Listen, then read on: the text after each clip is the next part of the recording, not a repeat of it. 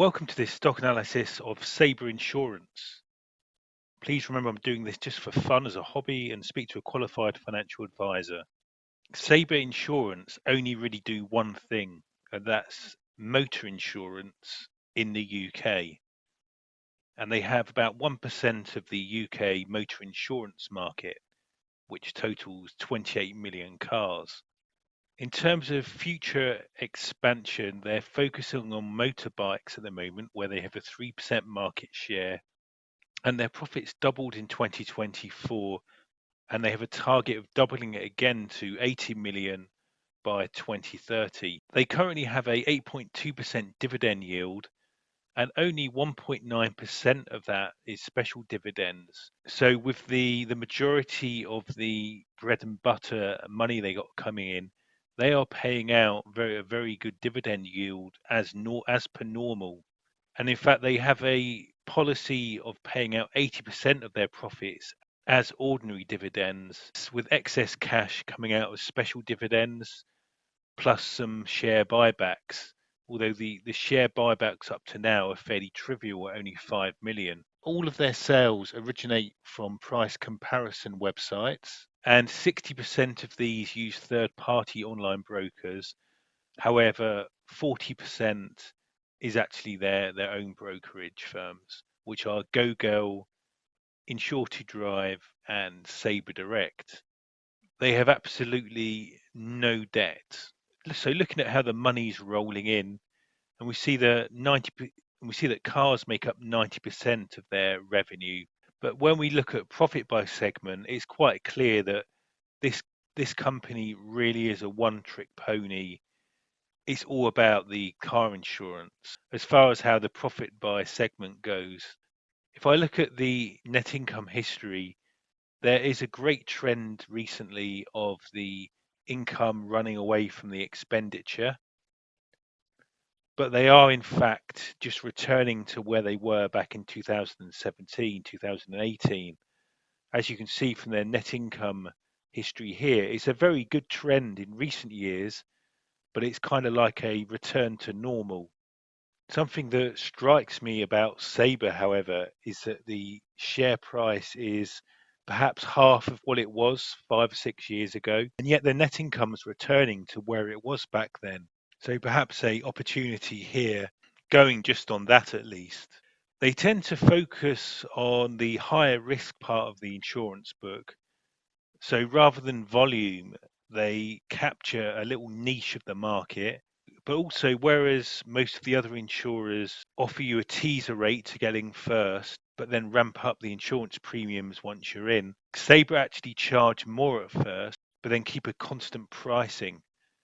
So this should mean that they actually have fairly loyal customers.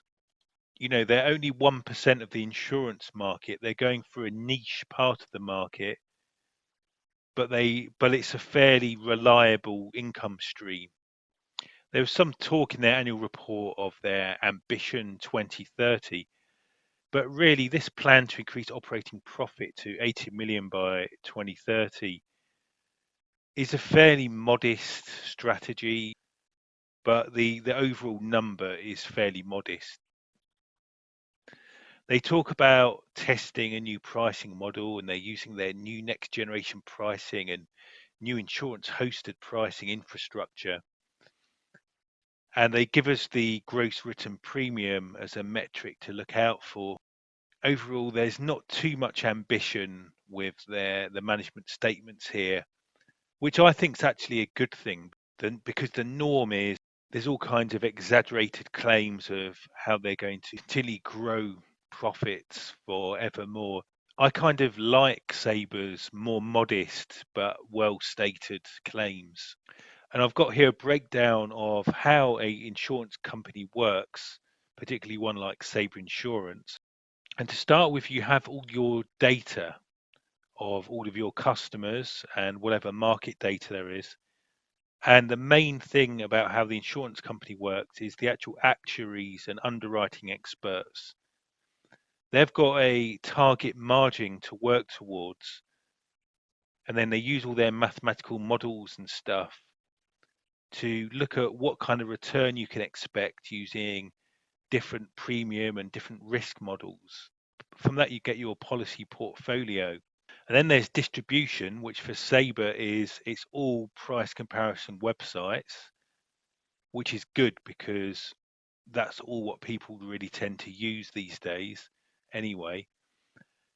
And then 60% of that comes from third party brokers and 40% from their own brands. So then you arrive at your policies in force through the work of their actuaries and their policy portfolio. They've gone for a really niche market. It's only 1% of UK policies. But like I mentioned, I think they're perhaps a fairly loyal customer base. And then from that, you receive your premiums each year. Now, this then gets invested into either reinsurance or bonds. From these bonds, you actually earn interest. And then at the end of each given year, the policies that expire without any payouts, they can then book in the premium as profits, plus they take any interest they've earned on the bonds. However, where people crash their cars and stuff, then you've got the claims handling part of the business where they'll have to then pay out. But whatever they don't have to pay out from claims then becomes their profits. In terms of how they've invested these assets from people's premiums, here's the breakdown. It's actually a very conservative spread. There's actually quite a lot of reinsurance assets versus your typical insurance company. Then we've got a mix here of UK government bonds, government backed securities, and corporate bonds. And there's a real diet. It's good to see that it's kind of minimally US exposure. And there's actually a good mix of UK, EU, and US to perhaps take away FX risks and things like that. Overall, this to me is a very conservative posturing. And then if we look at the duration, it's relatively on the shorter side, but it's kind of a typical kind of duration profile, quite similar to what I've seen on the other insurers that I've been looking at. So we actually have a very conservative asset composition and duration. And this really kind of confirms for us this company's strategy. They have a kind of niche of the market, but it's one with loyal customers. They don't hike up the insurance rates when they get a new customer, but then they tend to keep the customer. A very, very conservative model here. And this is because their focus really is just about keeping it boring, keeping it simple, but then they want to give back a reliable high dividend back to their shareholders. And historically, this is what they've been doing. When I look at bond yields, particularly the 3-year bond yields, which is more appropriate to Sabre, they've gone up and stayed up, and that's great for Sabre.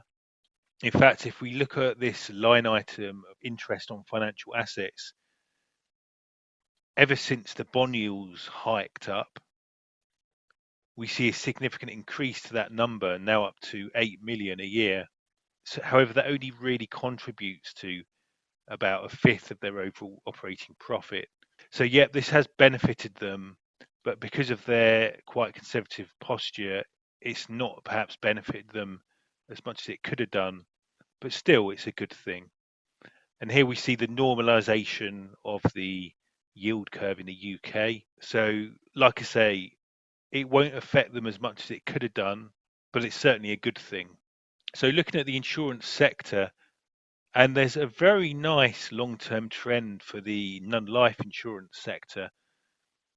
It makes me think of next time there is like a massive crash, why not just jump in and blindly buy into the insurance sector? When you look at this long term trend, there's been a bit of a ramp up recently, and I believe that's linked to what's been happening to bond yields. Unfortunately, this particular sector is dominated by just two companies, Admiral Group and Beazley. So I'm not kind of sure how useful this data really is, but still a very interesting long-term trend there regarding the insurance sector. You can see why they call it a kind of defensive sector. when I look at the history of Sabre, it's one of the most boring histories I've seen. I do this for all stocks I look at, and normally there's dozens of news items, but for Sabre, I can only really find two news items in the whole 5 years. One is they went into this not really that exciting agreement with MCA targeting motorbike insurance, and the other is they had a new chairman. So really, overall, no news at all. And this is where it really does strike home that this is actually quite a boring company. So looking at the profit and loss, actually like with the history, it's actually been kind of a return to normal recently. Their revenues dropped, but they're now back up. Expenses dropped, but then they're back up. The reinsurance, this obviously they do to smooth things over for a kind of more constant result, whatever happens. Like I've said, they seem to go in heavy on the reinsurance but that's because this company just cares about doing the same thing year in, year out and rewarding its shareholders in a more kind of controllable manner. And then we look at, and so because of that, the reinsurance kind of muddies the water. But then when we look at the overall result, we're kind of coming back into good numbers like we were before. Apparently, following the government's decision making of around the year 2020, this led to massive inflation, and then the claims inflation. That's why they took a big dent in their profits up to about 2022. I've seen the same thing happen with all the other insurance companies. However, the last few years, the cost of premiums have gone up to kind of make up for the claims inflation, and now they're kind of returning to normal again. One other thing that's kind of notable is we see the other operating expenses have gone up a bit. There has been some inflation in terms of the salary they're having to pay their workers and stuff. Here I have got a visual treatment of their profit and loss account. You see that the business is actually dominated by revenue they've got coming in from premiums, and then having to pay out on premiums. There is actually a lot of other stuff kind of bundled into those numbers, though, but I won't go into that. You then have the reinsurance aspect. So, because of that, in 2024, they didn't end up with as profit as high as they would if they just went naked with no reinsurance. However, it worked the other way on a bad year. So, they used this to smooth things over. Their focus is more on sustainably returning dividends to shareholders rather than growth. And so then the other things are kind of minimal, apart from maybe the interest on their financial instruments. And that's clearly gone up. Now we're in an era of high bond yields, which is a nice little boost. And then you have their general operating expenses and tax arriving at their net income of 36 million. So it's kind of to me, that's a fairly healthy profit and loss profile. And I've got this crude valuation thing where I've stacked up their market cap here against their net assets plus 5 years of net income. And judging from that, the share price is currently a good one. So onto their assets and debt. They drastically changed how they restated. I think that was new IFRS standards or something, maybe, but certainly from 2023, there's a bit of a change in how they present it. But the good news is it's now actually really kind of simple to understand. It's mostly just their reinsurance assets and the assets and their debt securities, which is the bonds and stuff of where they've put the premium money they get. And then the liabilities is mainly just their insurance liabilities. You can see this a lot more clearly here.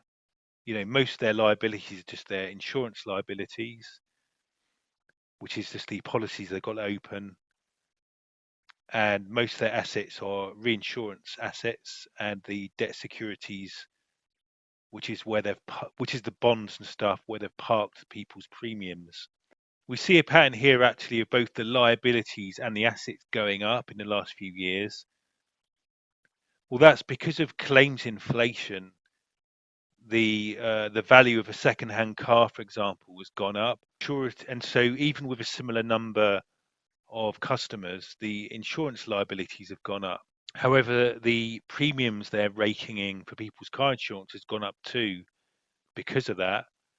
And so they see the assets have gone up because they've got more premium money in any given year to invest in bonds. So that's actually quite a nice and simple set of books there. And even taking away the goodwill, we've got a nice signal here of a lot more assets than liabilities. And the trend is kind of overall their net assets are similar to where they were. The goodwill is something which I don't really like. We often see it in companies, and I don't really like it when I see it in companies. They explain it in their annual reports, and it relates to 2014, where they took over the binomial group. And what happens is when you take over a company, it's basically when you do a takeover, what you paid for that company minus what the company's actually worth in terms of fair valuation analysis. That's then added to your balance sheet as goodwill. So it's essentially, so although it kind of goes on your balance sheet as an asset, money that you've paid where you've essentially paid too much for a company when you've acquired their assets. So that's why I don't really like it. However, in Sabre's case, it's actually fairly minimal, to be honest.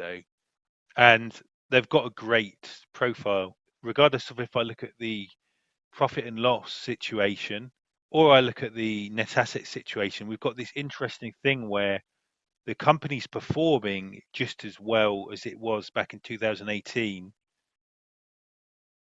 Why is the share price down here? I really do kind of sense an opportunity there. And I do this market cap versus valuation metrics, and this takes account of stock dilution. And in fact, now that they're doing the share buybacks, there's stock contraction versus 2017, not stock dilution. And again, we get the same thing where the market cap is a lot lower than it was here, and yet the company's performing the same. So why is the share price half what it was? They're kind of boring, but if they just like keeping things the same moving forward, and and so there's kind of relatively low risk here, this looks like a great opportunity to me. Just another detail on this data treatment. We notice again that you see the liabilities go up, bonds and reinsurance assets have gone up. So they're able to charge people more for the premiums. That means they've got more bonds and more reinsurance assets. But also because the claims inflation's gone up, then the insurance liabilities have gone up. But the important thing is the gap between the two is stayed fairly constant. So looking at their cash flow statement, and we start off with the operating profit before tax, which is basically, if you look at their profit and loss, that would be the net income minus the tax, or basically we start from here after doing all these treatments in terms of the profit and loss account.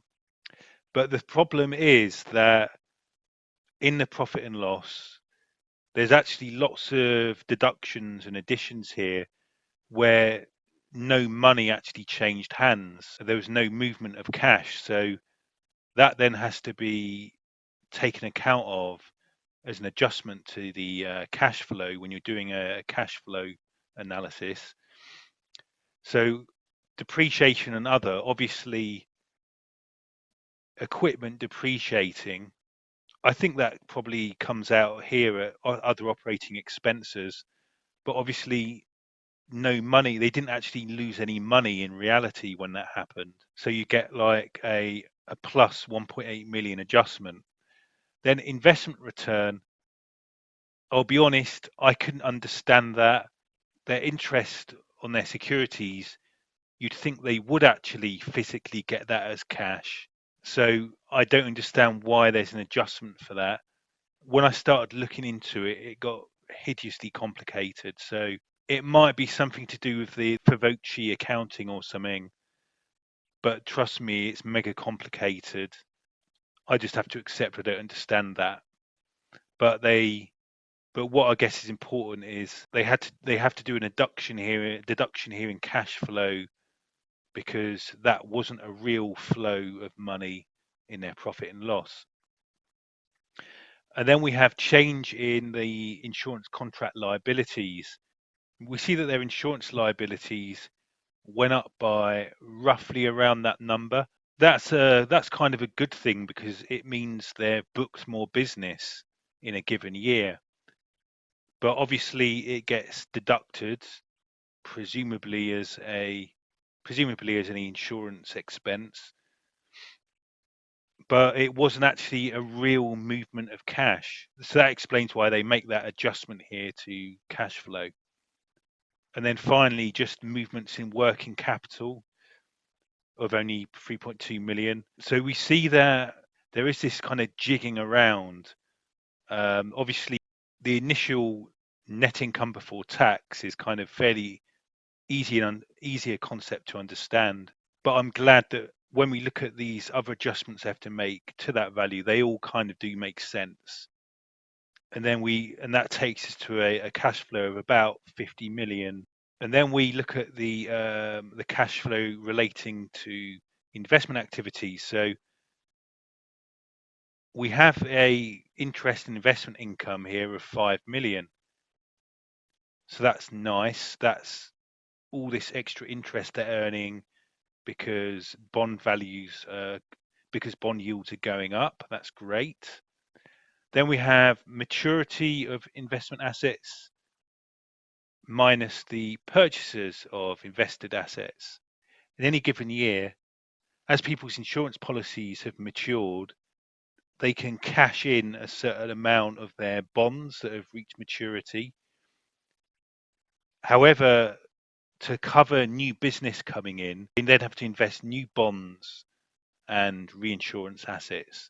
So we've got this mostly bond related money coming in, kind of, which is supposed to be in sync with people's policies closing, but then they've got a new cost of covering new policies that are coming in. So that's led to a negative number overall, bringing the actual total money down to perhaps about 20 odd million. But that's not necessarily a bad thing because they're making more money overall. And so because they're making more money, they're having to pay more in new bonds that they're investing in versus the older product versus what's maturing from the case a few years ago, say, when they were booking less premium. That's kind of how I look at this. For those of you who could follow that, I hope you enjoyed it as much as I did. In terms of investing activities, this is a boring company. It doesn't really do any exciting new stuff that spends money, but that's great because then they've got no cash flow related to that. And so then this results in a free cash flow of 22 million. Then with that, they like to return that to shareholders. It's their standard policy to return 80% of their money to shareholders. And we can see they pay back 94 million in dividends paid and roughly 2 million in share buybacks. That did result in a negative cash flow overall, but that's okay because of what I explained about the nature of this part of the cash flow here. I think that's okay because they've got more new business coming in. So overall, they had a negative cash flow about 4 million, but they've got a massive buffer here of about 31 million still. So that completes my look at the cash flow, and I have to say it looks fairly healthy, and there wasn't much that threw me. Sometimes there is at some of the companies I look at, and you can actually find things out that you wouldn't have known about otherwise. But actually, no, this checks out fairly good. And then I've used the free cash flow to do a discounted cash flow valuation. I got a number of 512 million as a base case. For that, I assumed that they met their much promised 80 million target by 2030, which remember is kind of a fairly modest target. And I got a number of 512 million. Grok got a number of 432 million, and three different analysts got numbers that were similar to that, and all of them kind of fairly ballpark similar to my number. So even if we take the lowest numbers here, ignore my valuation, they're still at a decent discount to the current share price. In terms of the shareholders, there's a history of more people buying, I'd say, generally in recent years, particularly Fidelity. Aviva have been the only turncoats. Overall, this is actually a fairly healthy distribution of investors, I'd say. There's a good diversity here. They're not just reliant on one or two guys.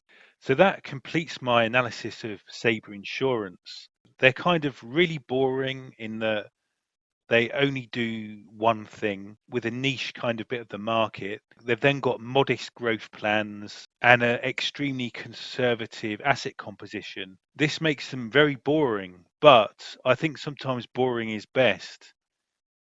They've got kind of a good track record of being good at what they are doing. And it just really stands out to me that regardless of if I look at their net income history or look at their net asset history, but particularly the net income history, we see them returning to the normal. But why is it that the share price is half what it was back here when they were last making similar amounts of money to what we're seeing them make now? So it really does look like a opportunity to me. That was then confirmed by this data set, which takes account of stock dilution. The profit and loss looked fine, as did the cash flow. And then when I did a discounted cash flow valuation, that had them cheap too. I say that with Sabre Insurance, boring is best. I've actually invested in some, about 5% of my overall portfolio, so a decent wedge. And my long-term strategy is, to me, there is like a megaphone pattern, the top of which looks very reasonable given what we know about how the company's performing now versus how it was back here. So this megaphone makes perfect sense to me as like a good technical target to reassess them up here. And then you've also got an obvious place to kind of jump ship as well without too much damage being done. I've summarized my investment plan for Sabre. Well, I'd say the biggest weakness they have is they're a one-trick pony. You kind of keep an eye on them because if the algos stop working on them on the websites or something, you got to keep an eye on that. But myself, I've decided that boring is best. I do videos like this one just for fun as a hobby. It's for entertainment purposes only. Always consult a qualified financial advisor before making any investment decision.